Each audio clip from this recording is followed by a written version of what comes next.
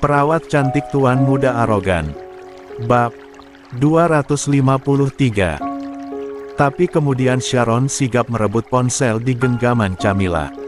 "Kamu dasar anak nakal. Dari mana ponsel ini?" tanya Sharon. Mami kembalikan." Jerit Camilla menggapai ponsel yang diacungkan tinggi oleh Sharon. "Dari mana kamu punya ponsel? Diam-diam kamu masih suka teleponan dengan si Bitri jahanam itu, kan?" "Iya, Mi. Kemarin-kemarin. Tapi sekarang udah enggak. Dari semalam juga aku abaikan." "Panggilan dari Bitri," jawab Camilla. "Jangan dusta," ujar Sharon. "Aku nggak berdusta. Cek riwayat obrolanku dengan Bitri, dia yang sibuk nyariin aku. Tapi aku memang sudah sedikit mengabaikannya." "Mami, kembaliin, please." mohon Camilla. "Enggak, Mami belum percaya." "Mami, aku lagi teleponan sama Alfian," pekik Camilla. "Halo, sapa Sharon?" "Iya, Mami Sa. Assalamualaikum, aku Alfian, Mam," jawab Alfian di seberang telepon. Masih loudspeaker. "Oh, benar ya, ini kamu. Jadi sejak tadi kamu yang menelepon Camilla?" "Iya, Mami. Aku sedang menelepon calon istriku," jawab Alfian sukses membuat Keinara menjerit memeluk Nathan yang muncul di ruangan. Semua yang mengintip Camilla ikut bersorak mendengar jawaban Alfian. Tinggal Camilla yang cemberut kesal sekaligus malu karena kesenangannya mengobrol dengan Alfian. Diledek keluarganya. "Honey, sweetie. Aku jadi teringat masa lalu lihat Alfian bucinin Camilla." Keinara menusuk-nusuk dada Nathan dengan kedua telunjuknya. "Masa lalu siapa?" tanya Nathan lembut seraya merengkuh bahu istrinya. "Kita, dong. Masa iya masa lalunya tetangga?" Keinara merajuk dengan memajukan bibirnya. "Kamu dulu juga kan gencar menggombal buat dapetin hati aku." Nathan tersenyum. Iya. Dulu kamu susah untuk didekati." Keinara menggoyang-goyang badannya merajuk dan mengedip nakal pada Nathan. Isadora menaikkan cuping hidungnya melihat tingkah Keinara. "Jijai banget, hi. Dulu sok jual mahal sekarang bucin setengah mampus," ucap Dora.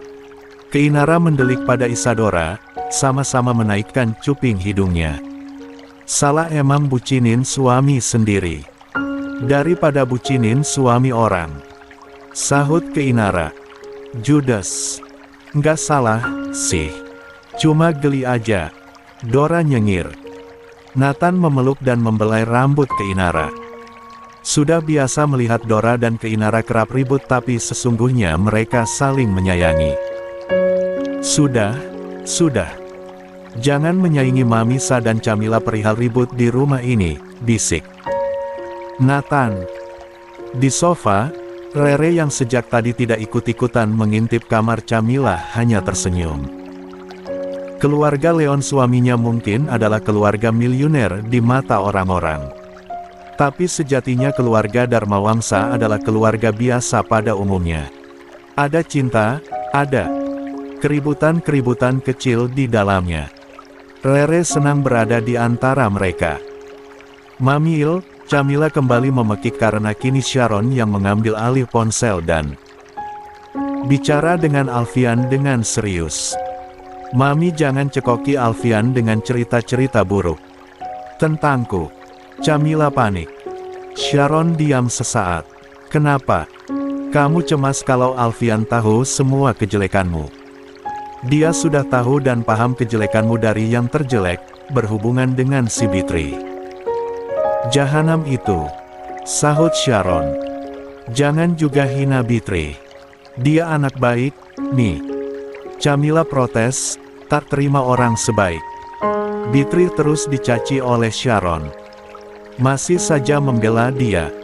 "Alfian, kau langsung saja lamar Camilla andai kamu benar-benar mencintainya," Oke, ucap Sharon.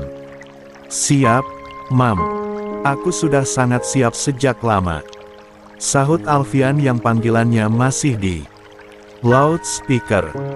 Camilla mengacak-acak rambutnya sendiri. Kembalikan semua barang pribadiku, ancam Camilla. Nanti kalau kamu sudah resmi jadi istri Alfian baru Mami kembalikan. Nih, lanjutkan kemesraan kalian. Sharon memberikan kembali ponsel pada Camilla. Camilla cemberut dan kembali ke kamar tapi lalu berbalik di ambang pintu. Jangan pada nguping lagi, ancamnya seraya menutup pintu dan menguncinya. Lanita hanya tersenyum dan menghela napas lega. Akhirnya, Alfian sukses membawa Camilla kembali lurus. Besok jadikah? Tanya Sharon. Jadi, Reza sudah menelepon Ustaz Ridwan, jawab Lani. Gendis pun sudah sibuk sejak tadi membicarakan menu untuk makan malam besok dengan Dimitri. Ya, kan, Dis? Ucap Lanita. Iya, Ma. Sahut Gendis. Gendis mendapat pujian langsung dari Reza Darmawangsa jika rasa masakannya mirip dengan rasa masakan Dimitri. Bahkan Dimas sendiri tidak bisa menyamai ciri khas rasa masakan pipinya itu. Dimas punya ciri khas tersendiri, begitupun dengan Nathan. Hanya Gendis yang bisa menyamai keahlian Dimitri di mata dan lidah Reza. Bagaimana Gendis tidak ahli? Saat Dimas menimba ilmu di Venezuela, Gendis giat belajar memasak pada Dimitri. Dimitri pun entah kenapa dengan sukarela mengajari Gendis tanpa menyembunyikan rahasia resep masakannya. Sebetulnya Dimitri tidak pelit ilmu. Sri CS sendiri kerap diajari oleh Dimitri bahkan mengajari Davin, Aleska dan Keinara sekalipun. Tapi perihal taste, tetap tak ada yang bisa menyamai. Hanya Gendis, muridnya yang sukses menyerap ilmu memasaknya dengan detail dan sempurna. Sungguh Gendis memang ditakdirkan menjadi menantu idaman Dimitri dan Suzana. Kembali pada Camilla yang kini sedang merajuk manja di telepon bersama Alfian. Camilla tak tahu betapa hati Alfian dipenuhi bunga cantik penuh warna mendengar kemanjaan Camilla, layaknya seorang kekasih yang sedang merajuk. Memangnya besok mau ngapain, sih? Papi Reza pula kenapa malah langsung mengundang abimu, sih? Gerutu Camilla. Tenang saja, belum akan melamar secara resmi. Abi sama Umi sering makan malam di rumah Papi Reza, Camilla. Oh. Camilla menyahut pendek karena bingung kenapa secepat ini prosesnya dengan Alfian. Jangan ragu. Hilangkan keraguan dalam hatimu akan niat baikku padamu, ucap Alfian. Bagaimana dengan Beatrice? Dia pasti terluka. Hatinya kecewa oleh banyak pria, kini dia kecewa oleh sesama wanita. Biar aku yang bicara dengan Bitri kalau kamu tidak sanggup mengakhiri. Tandas Alfian. Camilla diam. Dia memang merasa takut jika menyakiti Bitri. Bitri memang bukan siapa-siapa. Tak perlu risau kamu akan melukai hatinya. Lihatlah keluargamu. Akan ada banyak hati yang terluka andai kamu tetap melanjutkan hubunganmu dengan Bitri. Tapi kita pun harus mengakhiri dengan baik-baik.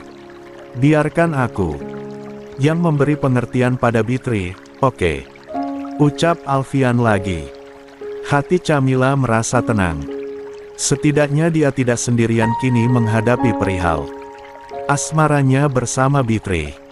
Sudah dulu, ya. Sebentar lagi mau maghrib. Aku juga belum mandi.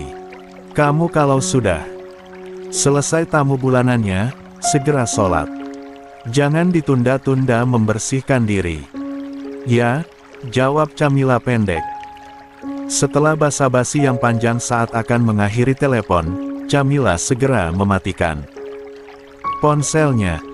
Dia tak sanggup menghadapi banyak pertanyaan dari Bitri. Camila segera mandi karena sebetulnya sudah sejak 2 hari yang lalu masa periodenya selesai. Tapi memang seperti itu. Dia selalu menunda-nunda. Tak jarang kewajiban 5 waktu dia tinggalkan selama berada jauh dari keluarganya. Guyuran shower sore itu mendinginkan kepala dan pikiran Camila.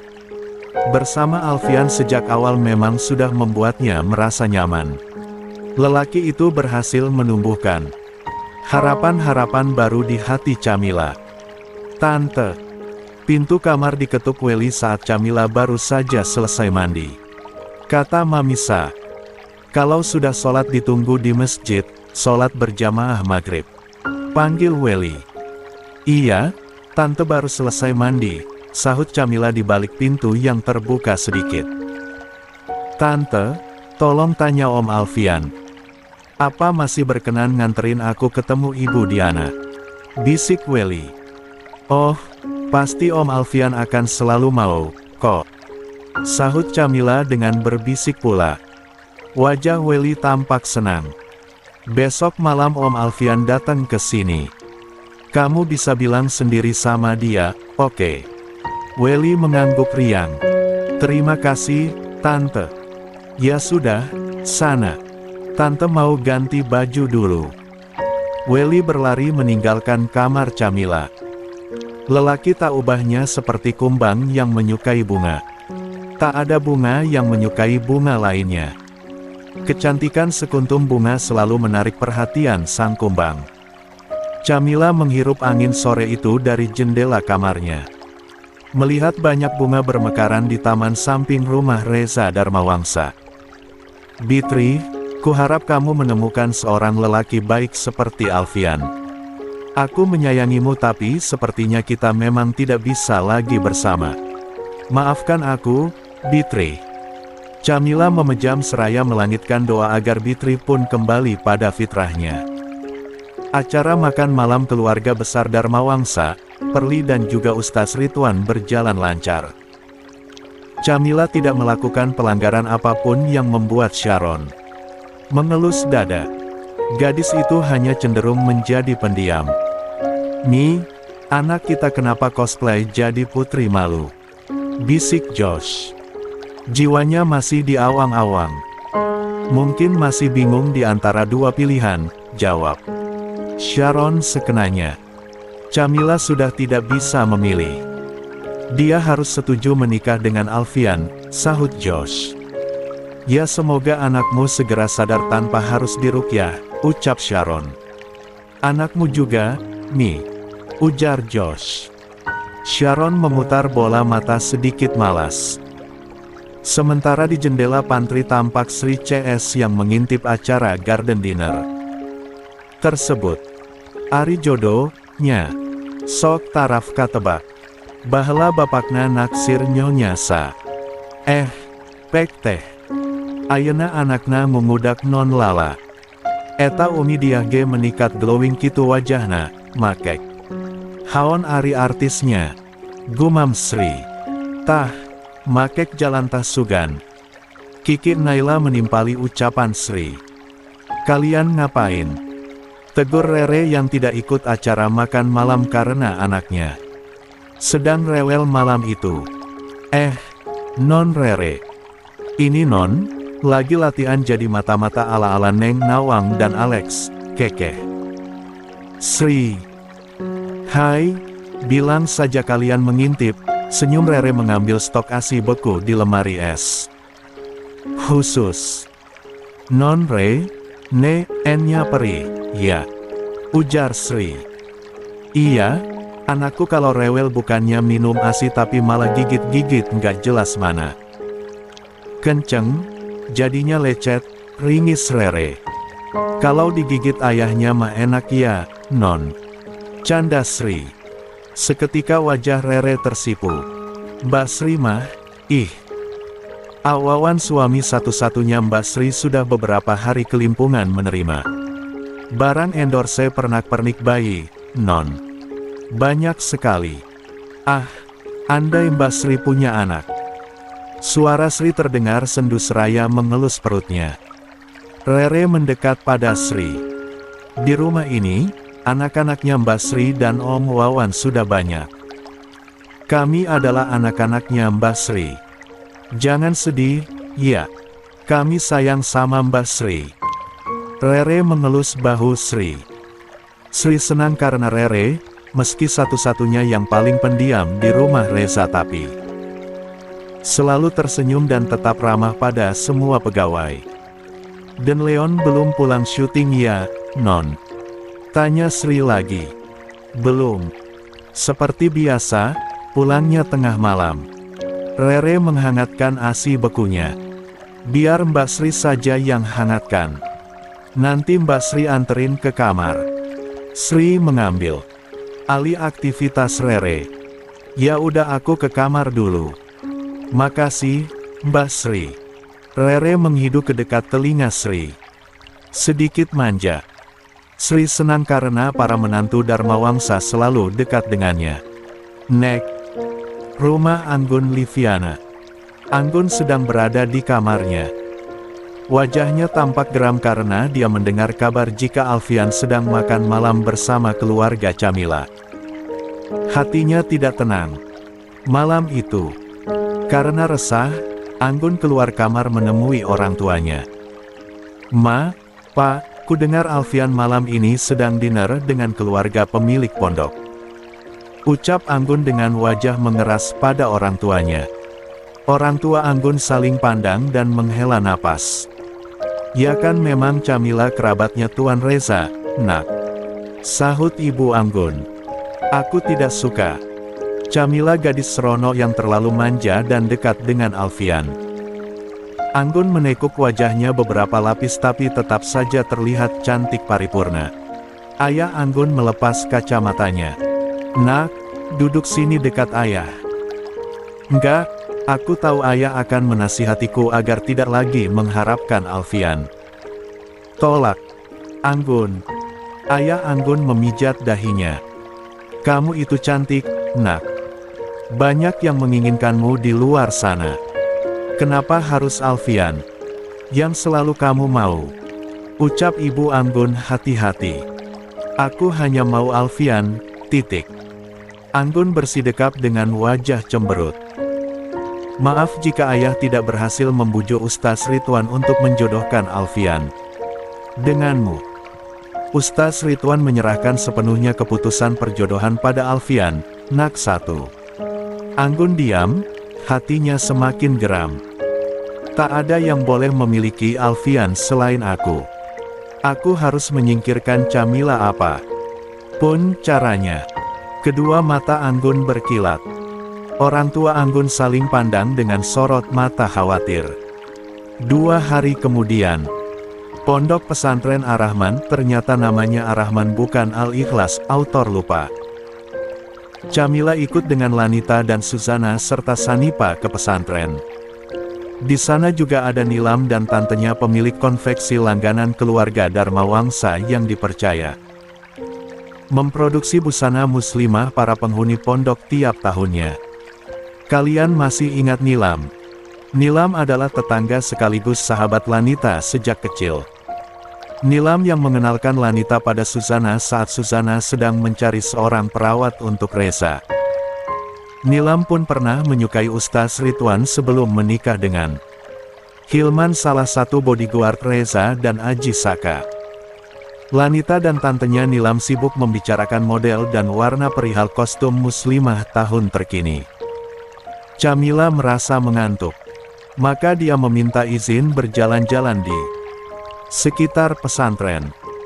Tanpa sadar Camilla berjalan ke taman belakang pesantren yang menuju areal pekuburan. Gadis itu memicing, ada seorang lelaki yang duduk bersimpuh di makam Yulia. Siapa dia? Gumam Camilla. Menunggu lelaki itu selesai berziarah, Camilla duduk di ayunan yang agak jauh dari areal pekuburan. Tapi sudah setengah jam lelaki tersebut masih bergeming di pusara Yulia. Doa lama amat, ya. Mana panas? Gerutu Camilla yang malah jadi penasaran dengan lelaki yang mengenakan pakaian serba hitam juga mengenakan topi hitam. Pelan Camilla menuju areal makam. Kakinya menginjak ranting pohon kering dan itu mengagetkan lelaki yang sedang bersimpuh di depan pusara Yulia. Ternyata lelaki itu pun memakai masker hitam. Lelaki itu menoleh lalu kembali menunduk. Camilla semakin heran. Dia berdeham dan berjongkok di depan lelaki tersebut.